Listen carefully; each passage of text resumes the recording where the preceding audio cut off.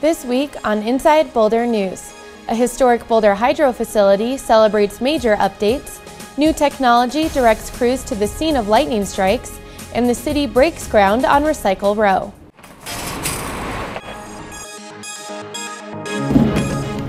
Welcome to Inside Boulder, featuring topics and stories that impact the community of Boulder, with Patrick Von Kaiserling and Jennifer Bray. And on the news desk, Natalie Wood and Mike Benuelos bring you the stories making headlines in the community this week. Inside Boulder News starts now. Welcome to Inside Boulder News. I'm Natalie Wood. The Boulder Canyon Hydroelectric Facility is continuing operation thanks to some major updates. The historic plant recently completed a 2.5-year modernization project, which included replacements of the turbine and generator. Without the new state-of-the-art hydro technology, the facility was expected to close within 5 years. Here's a look at last week's celebration. We're rehabilitating a 100-year-old hydro plant. We're just using infrastructure that was already here and generating electricity with the pressure that's available to us. We used the opportunity of getting a grant from Department of Energy to put in a brand new 5-megawatt hydro facility that we can use from now on to provide us a lot of renewable energy. This modernization project is really leading the way with regards to utilizing state-of-the-art technology and system design to increase power generation at existing sites and improve efficiency and operational safety while preserving historical significance. We're generating a lot of our own renewable energy and reducing our greenhouse gas emissions at the same time.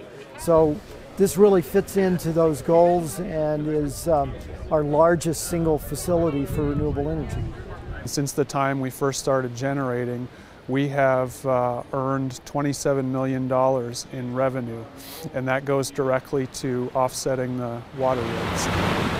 Boulder currently owns and operates 8 hydroelectric facilities. The plants produce clean energy by making use of the large elevation drop between the city's mountain water sources and delivery points on the plains.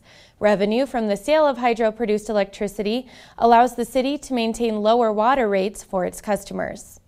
New lightning technology is helping Boulder fire crews respond to the scene of lightning strikes more quickly. The Office of Emergency Management subscribed to a new service earlier this year that allows emergency officials to see in real time where lightning is striking in the county. Crews are then dispatched to the site to see if the strike started a fire. Here's more on the Lightning Decision Support System and how it assisted crews in quickly locating Boulder fires this summer. It happens in a flash. A large thunderstorm can produce up to 100 lightning flashes in a minute, and with a dry season in Boulder County this summer, that posed the potential for lots of wildfires. We get a lot of lightning activity. The goal of this and the purpose behind it was to find a way to be able to detect where lightning strikes were occurring in the city and the county, be able to put that information in the hands of first responders or our fire departments so they'd be able to decide if they wanted to go out and investigate or if they were having problems with locating potential smoke locations. It would be a tool they'd be able to use to help them find the fires earlier so they could stop them before they get large. Instead of losing valuable time driving up and down the road looking for a strike, this new technology directs crews to the exact location of a lightning strike. Before this program, we would have to sometimes literally wait days before a fire actually started and we start receiving 911 calls telling us that there's a fire going. Now, with this information, we can check and see if there's a fire there before it even happens. This new technology proved useful during the Flagstaff fire this summer. The fire was put out thanks to air support and work by first responders, and this new technology played a role in getting crews to the scene quickly. We did see this lightning strike hit. We saw there was actually 3 lightning strikes around that area, one which caused a small fire on the front side. My staff was actually monitoring the information, was able to get that data, take it into dispatch, were able to give that and air it over the radio, and then they were able to help verify the exact location of lightning strike for first responders to get them into the area quickly.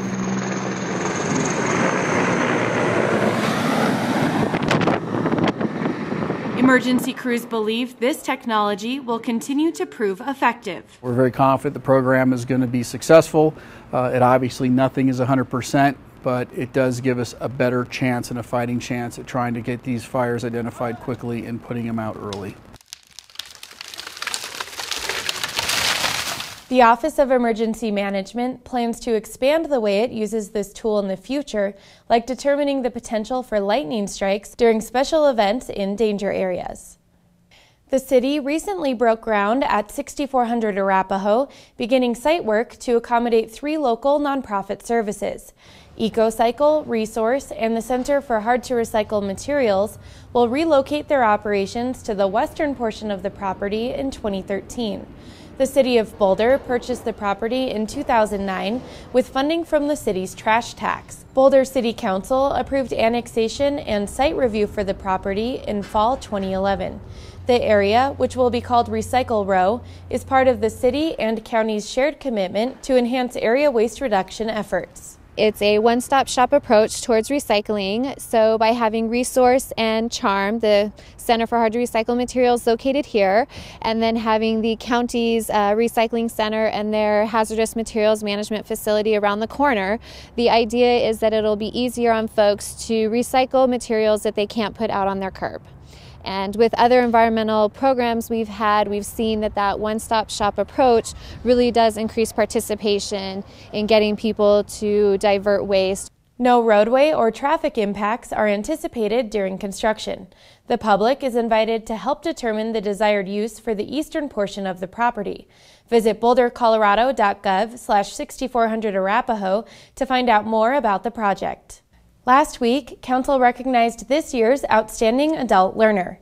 Lillian Bucio received the Janet Driscoll Turner Outstanding Adult Learner Award for her participation in Boulder Reads.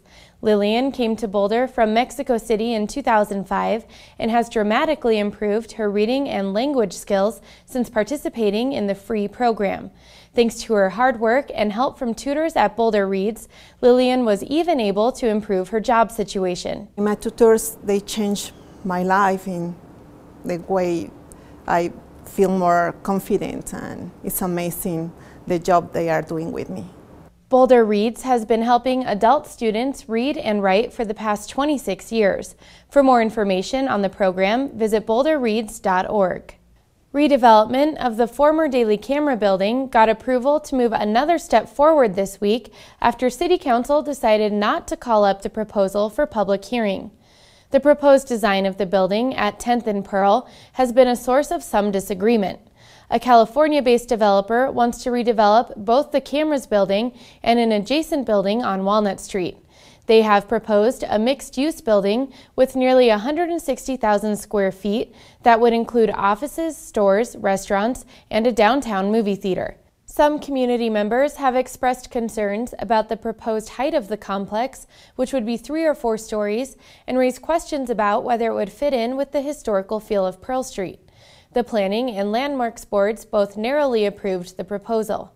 After discussing the issue for more than 3 hours Tuesday, City Council voted to let the decision of the Planning and Landmarks Board stand. The members voted 5-3 against calling the project up for more review. Council member and downtown business owner George Karakian recused himself from the conversation.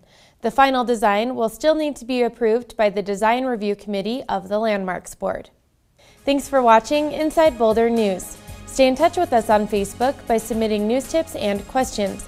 Just search for City of Boulder Channel 8. More Inside Boulder is next.